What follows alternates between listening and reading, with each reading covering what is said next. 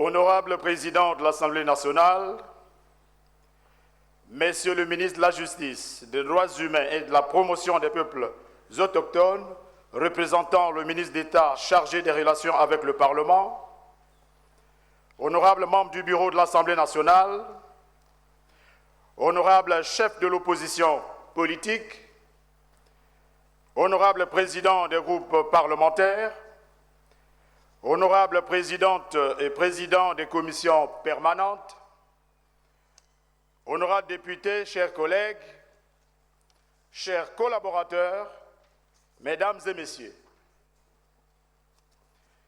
il m'est particulièrement difficile de prendre la parole en ce moment où nous pleurons encore notre collègue, l'honorable Joseph Mbossa. Que la terre de nos ancêtres lui soit légère.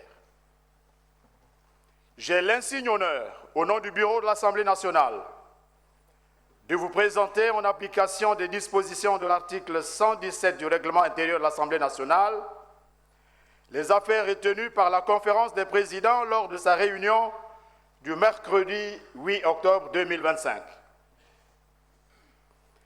Convoqué par décision numéro 008 AN B PS du 13 octobre 2025 de l'honorable président de l'Assemblée nationale, et ce, conformément aux dispositions des articles 117 de la Constitution et 66 du règlement intérieur de l'Assemblée nationale, la 10e session ordinaire budgétaire de notre Chambre s'ouvre ce mercredi 15 octobre 2025.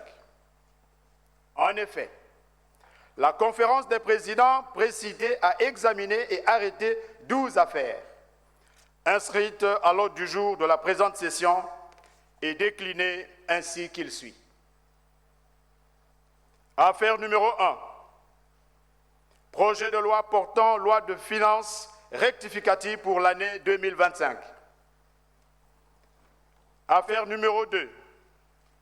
Projet de loi portant loi de règlement exercice 2024.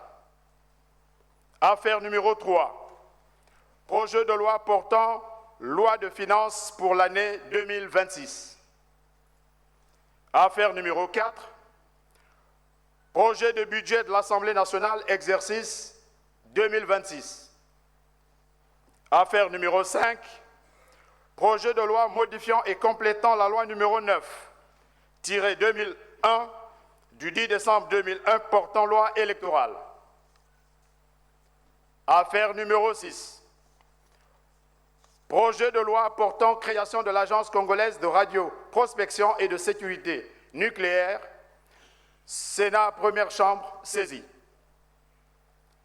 Affaire numéro 7. Projet de loi portant création de l'Agence nationale d'appui à la décentralisation et au développement local. Sénat, première chambre, saisie. Affaire numéro 8. Proposition de loi dite de commémoration des victimes de la traite négrière transatlantique et pour le retour de leurs descendants des Amériques et des Caraïbes. Affaire numéro 9. Projet de loi portant création de l'Agence congolaise des affaires maritimes. Affaire numéro 10. Projet de loi modifiant et complétant certaines dispositions de la loi numéro 23-2012 du 24 septembre 2012 portant création de l'Institut national de recherche forestière. Affaire numéro 11. Séance des questions d'actualité. Affaire numéro 12. Séance des questions orales au gouvernement avec débat. Honorables députés, chers collègues, mesdames et messieurs, la diversité de ces affaires illustre la richesse et la responsabilité du travail parlementaire. En plus des textes à caractère économique et financier, notre Assemblée est appelée à se prononcer sur les questions relatives à la gouvernance territoriale, à la recherche scientifique, à la sûreté nucléaire, aux affaires maritimes ainsi qu'à la préservation de la mémoire collective de notre peuple. Cette session placée sous le signe de la rigueur budgétaire et de la responsabilité nationale s'ouvre dans un contexte où notre pays poursuit ses efforts pour consolider la stabilité macroéconomique, améliorer la gouvernance publique et renforcer la décentralisation.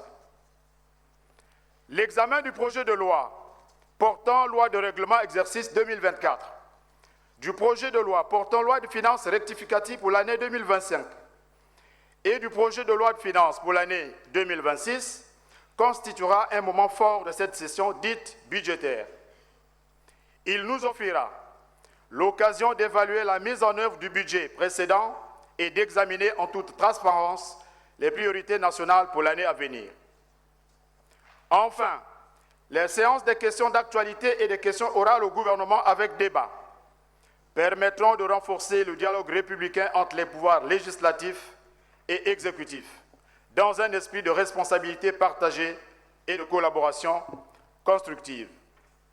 Honorables députés, chers collègues, Monsieur le ministre, Mesdames et Messieurs, voici ainsi présentées les affaires soumises à l'examen de l'Assemblée nationale au cours de cette session ordinaire budgétaire. Tout en vous remerciant pour votre bienveillante attention, j'invite à présent très respectueusement l'honorable président de l'Assemblée nationale à bien vouloir prendre la parole pour son discours d'ouverture.